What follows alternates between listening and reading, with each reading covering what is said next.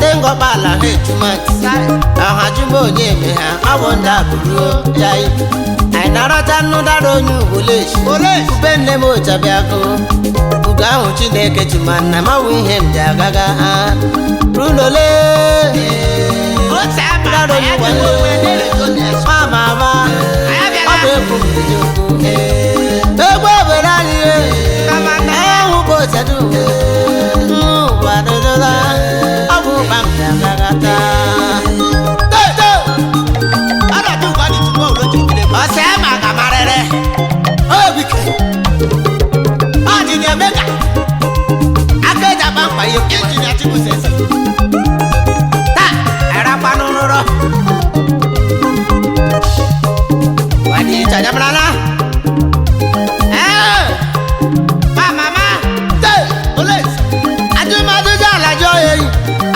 Aduje kwajo ya wa mama idoje se lamu chike bonga kolam ainara tanu daro nyu bolesh ubele mo jabiago gahu Chineke tumanna mawo ko woro udole udaro nyu wale mama eje wala so bi asanga ore ula na dewe kwaga mama bamje akike wujile wale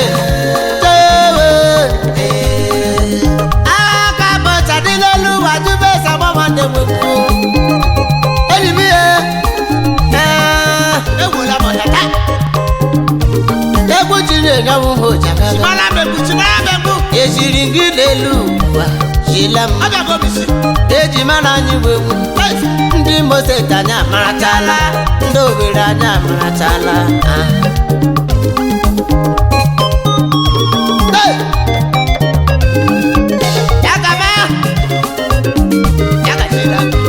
Runole daro nyu wale mama olu Chineke chamuma egwu wake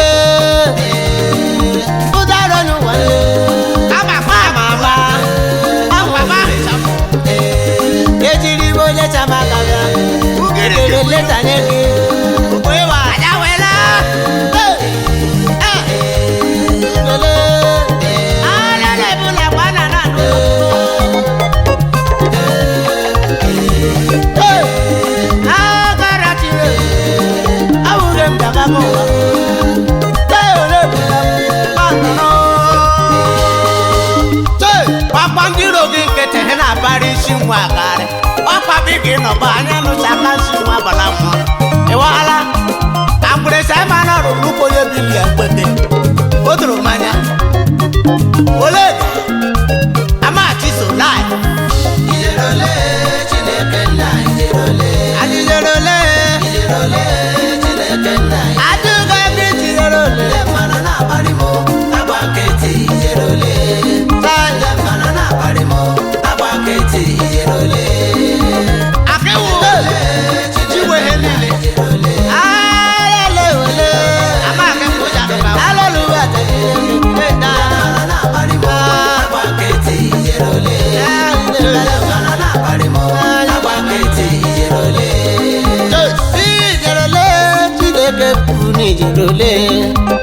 Ijerole ijerado nu ijerole ona mana na kolunu agbanwo nke ijerole nde mana na bali mata meme agbanwo nke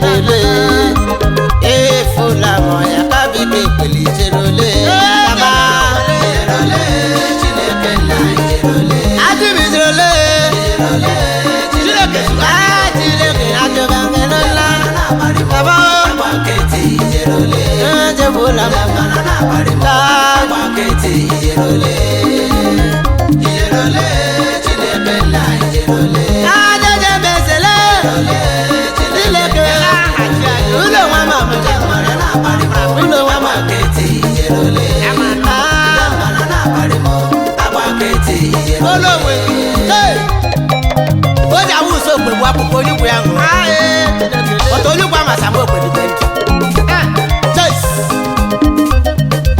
ewe kwa na mo nyoso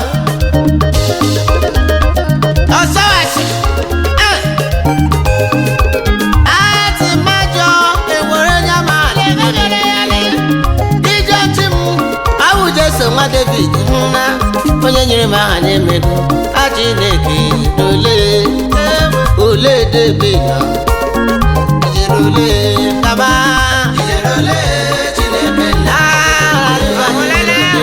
jerole jerole na jerole mana na barimo abaketi jerole e adi kale mana na barimo abaketi jerole to imana she oja wuso jonjo oyo bi bere yama kwanu mori oyo bi bia Father have mercy on them my brother ma mo ye ga ya ku okwa Chineke kamso it's ours Chineke le etere hu sama ke kolo ogbe bura ku pelu olugu ya ngoma ya ama ma husanya obe atura ya oba madu mu ku wale mu me balaga mo kudunna ati mi biri boni sole miri jamanu kwesim ekekelu no de bole nde manu jabari mo kama jerole Chineke mango jere bo Chinekele jerole Chineke awu ele manu do kama manu na bari mo ae ali ka tele de bi ikana na mo jerole Chineke enu wango so wetin dere pa Chineke jerole awu ende manu ke burono manu na bari mo akidi ye mbega wa no bula kai hey abono we kedu maka market and made mono onye adeche music industry awao Oliver Asorama afamo Anambra State yakazi ogi woye kagere ka bare ya awe ma oye kalaba ima sobodo zu amara onye ola onye ta ila musa ma bonde kraka dem obodo zu amara onye onye awu bo sadio obodo zu ewu amara onye kedu maka chief akune so bi ke wan ofun mabala chief ya ga jela ka iwo le ha obodo zu bile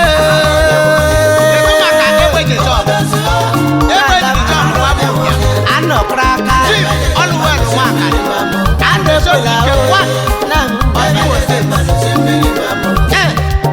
abala baba tura ile tai ande beje mane solo asama ebe ande beje monu ne sola euchi ndama toto ekele oke nwa beje monu Mr. Emeka Ojeleke aka Emeka Lagos ina Lagos agba bebe ara la kama Nkaja Holdings Nigeria Limited ori ego nukego ara la kama oke ma ane Japan ube oke ma ane Japan in the States awuti mbasa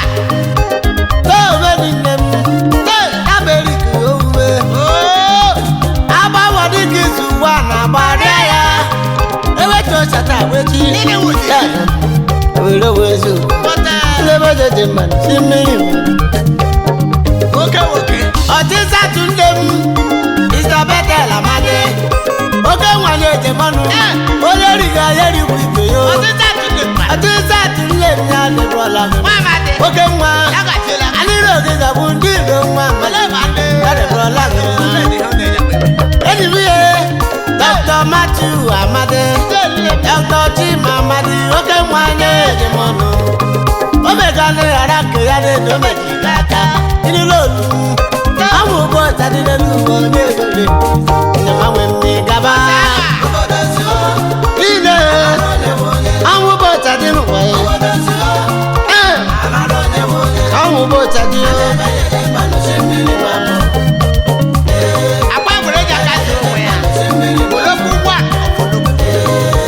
Prince Ashok Honor Ashok Holdings Limited Obe 101 of Igbo land Yagashela My promoter Fano Nonso Okafor aka Fresh Entertainment Nigeria from Anambra State Nnewi local government Amit Odogwu Yagashela Nonso Bruno Chief Justin Emenyanu oke nwa gbubekule oyi na-atụ mbaka Owerri mmiri mara mpụ ya debrola dị mmo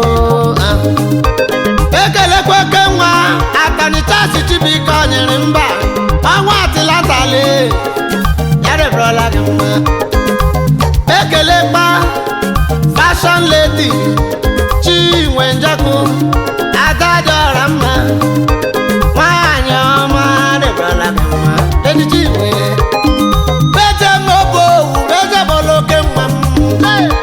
Mr. Boniface oke nwa ịnọ na Malaysia Chief Agụbanze na Malaysia Chief ụgbọ akwụkwọ n'elu ụwa onye ukwu ya nwọdụ ya onye beje mọnụ bọbụ meragba ole oke nwa jedekwanụ Mrs. Lovely na Osinachi Okonkwo ya adịrịla nụ mmanwụ ọkọmadị mma ya adịrịla ejemanụ nle m ejemanụ mba nọ eje bọọlụ Ifeanyị Kọba Obibi oke nwa m ejemanụ ịna Lagos Obibi Oriego na Ukego ya dịrịla mma inere achị m ndebe ejemema mmiri ma m a na-ekpekwa nna o ndebe jeje mbanụ chi mmiri ba kelela m the CEO Peridot Hotel Abuwodofe Lagos kelekwala manager m Lakeview Estate Osema Bolo kedu maka Rocky Osujinne Asasa Ngasa ekele oke nwa m olokwu one of olokwu ya dịbrola dị mma ọwụ oke Dubai oke Chukwu Obilo nwafe ma bịa olokwu one of olokwu Andumus ịnọ na Owerri erigedo ya dịla gị mma aka na-ere lista ya gachila gị Japan mabezi nwanne m Barrister Esi Ajaku Ojomma Barrister Ojomma mekele gorogo afọ umekwu na-ewu mapụ ya dịbrola gị mma ịnọ n'Enugwu abalị ya dịbrola gị Honorable Chijioke Churuba afọ amafọ imere oke nwa adịghị ya dịbrola gị mma onye beje mmanụ chi mmiri mapụ anụkwekwala gị ndị ebejeje mmanụ chi mmiri mapụ Shadi Oihe Kechi onye nwa ugejeje mbale adịghị ya dịbrola ya gajela ka ime ụkọ afọ ugboye ịbagị nwetara aka Strong Voice in Abuja ewe Marketing Plus Media my chairman Chief Barrister Abbott Ozuzu CEO Abbott Luxury Hotels Limited oke mma adịghị ya dịbrola gị mma oke na mụkwule Chief Barrister Abbott Ozuzu CEO Abbott Luxury Hotels onye beje mọnụ chidi mmiri mamụ a na-ekwekwa nna afọ mberile ya gachila gị karịsta oke nwaanyị gị kpanụ lọlọrọ ejina nke m jika ozuzu nwaanyị ọma osodi eme ọgụ adịghị agajiela nụ ya adịbọla nụ mma Chief Abbott Osusu. adịghị agajiela nụ ya agajila My nụ chairman. Yagaje. oke mgba Che Abbott Hotel. Nanje mwe rest. Honorable Mmiri ochewala. onye lebo Infinity International Logistics Limited Oriego Nukego adịbọla nụ mma Oriego Nukego onye nebo adịbọla nụ mma Infinity. onye amawa ya Chifebi Iro Lagos. onye ọma Iro Lagos. Chife dị nne m Obinna Mapise. ọchị udo na Mbaise adịrịla gị mma omebere nne m agbachila Mapise nwere mmadụ. omebere nne m adịrịla Akparịkwala Mapise. abọboke mma Honorable Princewell ezi nwa rụfuru Mbaise oke mma the man next door 2019 Ọsawasị. Iwoyoma ya gachila gị Ngwanụ. owó nyere agụ owó onyọkwu oke mma ya gachila gị ịnwa afọ Mbaise Nda. ile Ị na Lagos. mafọma chairman udo chairman Ọchịrị ọsụ. Saskane Amuche Oke mmale. ọtịrị ọsụ ole na Mbaise tijeberela ọma agụmila amile ndị nyere gosi mụ nyere nwe Agụtụmahụ ụmụ nwaanyị. data nna m ji Agụtụmụ ndị afọ bila so. obodo Lebi ebe ebe ebe. Oriego Nukego ya dịbụrụla ya gachila gị because ọ gachila ka gachi ekele Kala m nka. obodo dịka ọgụ nne m Togo eke Togo akara mma The CEO. Ọrụ Agama Asian Farm. ya dịbụrụla gị mma Ekelela m n'ụlọ gị. Togo Emelda Nnenna Ọnụ.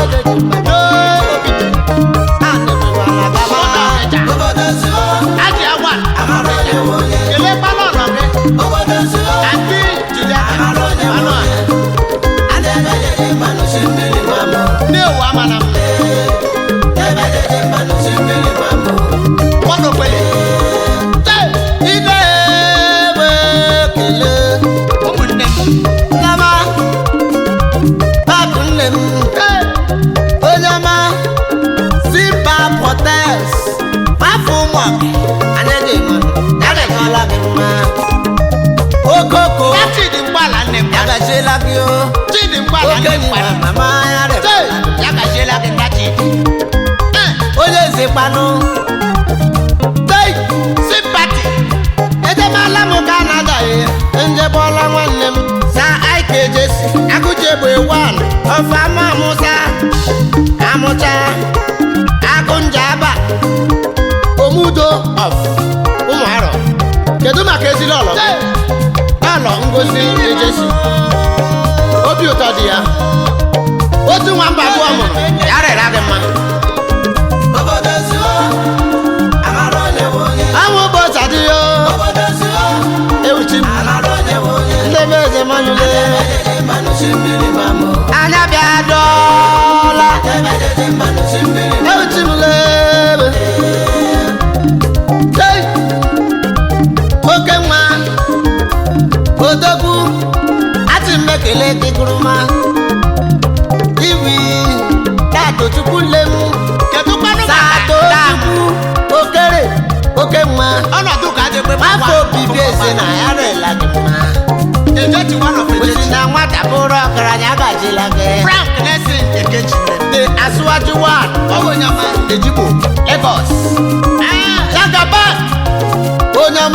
onyama ndatochukwu nne m ya gajila gị oke nwa ndatochukwu nne m ya gajila Tato nne m ya gajiela gị nwafọ obibi. kedu maka Madam Faith ya gajila gị Chemist bus stop ọ nke na-achọga afọ gị Kedu kwa maka Chief Ọmụbare. nwanyị kara aka Zobis Hotels. a na-esola ndemebeje manụgo Tato nne m le. a na-esola ọnara bụ uche ezoguze nne m tee uche nna nne m agazila be oke nwa na-ejaba ụmụ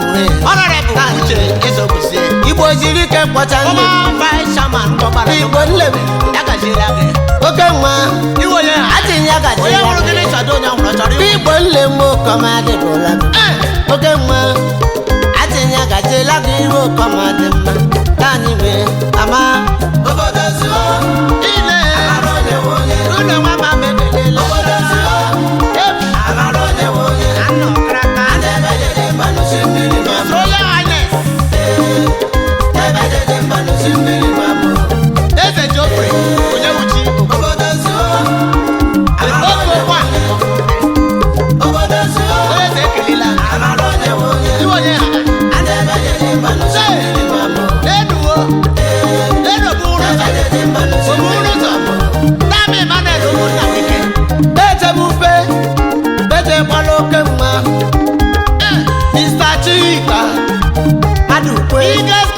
biggest club of Nigeria. Obela cash ijile kulonu. Kedu maka wokoma. Usamadede.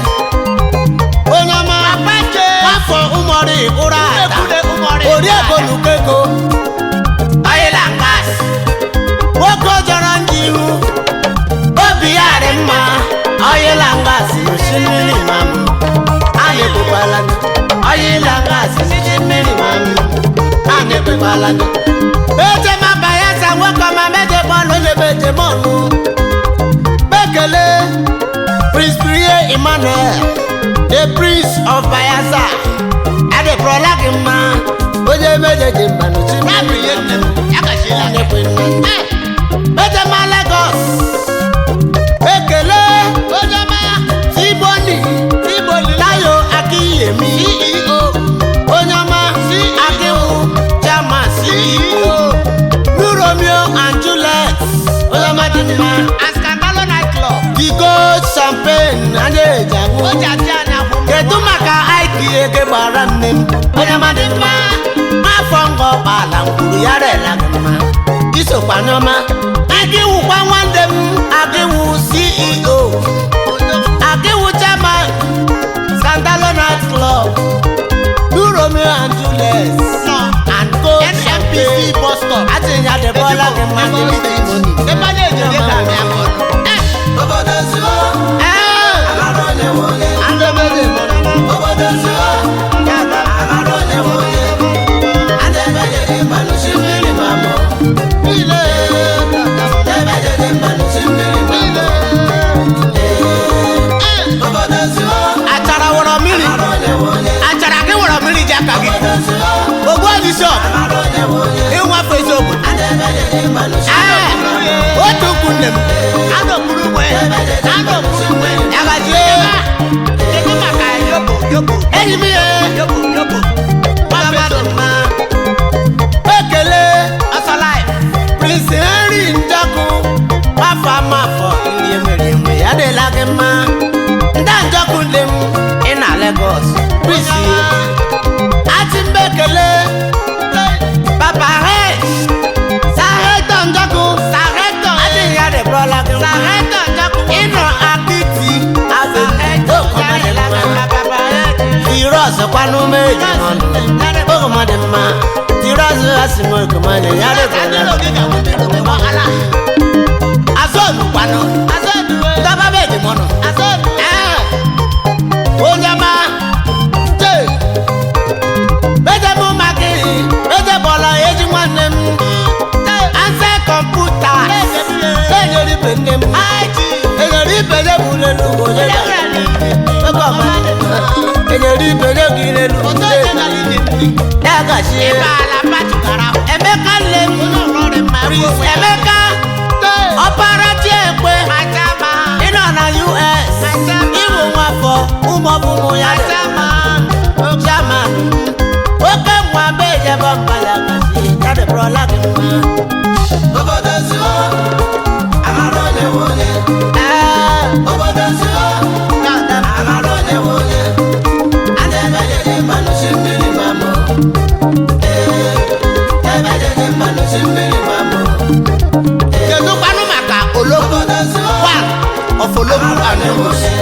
iwe onyere mma onye nwụrụ gị na-esado onye ọrụ amarụ m ọ chọrọ ịnwụrụ ya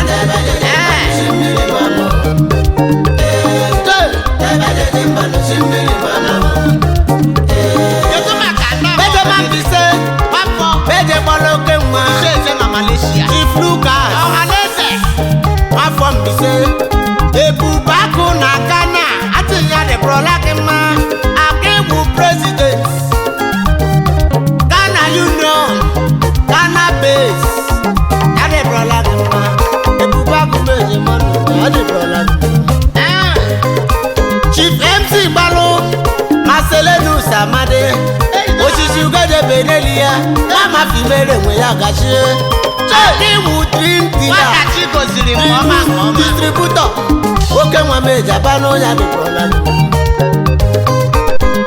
ekeleke nwa my chairman meje mọnụ Chief Austin Kennedy nna mbọnụ eze obi nwa ọfụmoji chairman CEO Spice Garden Hotels Lagos chairman CEO Adrolex International Limited Lagos State Property Development Company ezobi nwa ya dịbụrụla gị mma kedu maka Chief John Okafor ome nwanne Akilili Ọgbọchi Goodname Motors Nigeria Limited Akibe na Hollis ya gaziela gị Chief John Okafor Akilili obe nwanne ụbọ ya gaziela gị Akibe na Hollis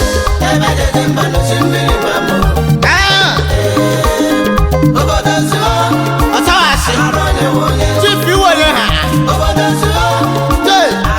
edukwanụ maka ekwuru ochechi ya bụ Benji Ịkọcha ịnọ Lagos ọkụkọ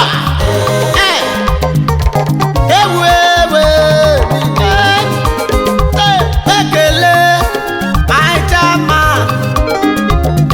sa onye meje mmanụ Louis ọzọemela m obi lọnụ nwafụrụ ata atịnya gachela ịna Lagos akpago ego oke mma my chairman bega badịbụrụla ejila ọrọ gị gbarụ isi stere obi lọnụ ijele nwaanyị le osoji eme anịro unu gawu n'iro jabamba ya gachila ekele dụbọ na-eme emekọnyele okọma Emeka Lagos nwafanye jabamba nwafanye jabamba Emeka Lagos ya gachila akaja hodis iwonye nkụ anịro gị gawu n'iro ewetola onye meje mmanụ ana-esola Chuks Mbise gbanụ Sa Chuks Mbise onyere mma onye amawa ya iwonye nkụ Tamu Stanley Abuche nwafọ Ifeanyi Ikeọba OBB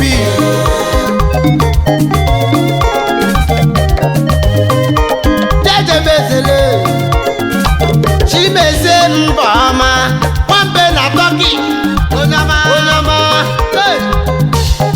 Akiwu Obemma na Istanbul mbe na Turkey afamụcha Chimezie Obuọma nwambe na Turkey ya dịla gị mma nwafamụcha Chief Akụdị na nwanne mkpanụ Chief Akụdị na nwafọ ubebule n'ụlọ anya ejemọnụ Chief ya dịbụrụla gị mma Amusing Grace great Chief Azemia gajiela gị ya Satakwasịkwanụ ewu sekretịrị P-Man Imo Steeti my chairman Umeja Bayare Frola Aziz Commander Pano CEO Galeri Garden Nulapo Balogu One of Olapo Onamadema Ayahu Afo Onamadema Agiwa from the Bejemonu Ati Yade Frola Aziz Commander Afọ mo Ani rogi gabundi iya kajela kenna Ikana na bogama Amaroje woye oso ase Amaroje woye Adebele manu kedu maka engineer Chidike Ohane aka na build ne kraka enwa boje the president the judge ya kajela kenna Obodo onye onyere ya Amaroje woye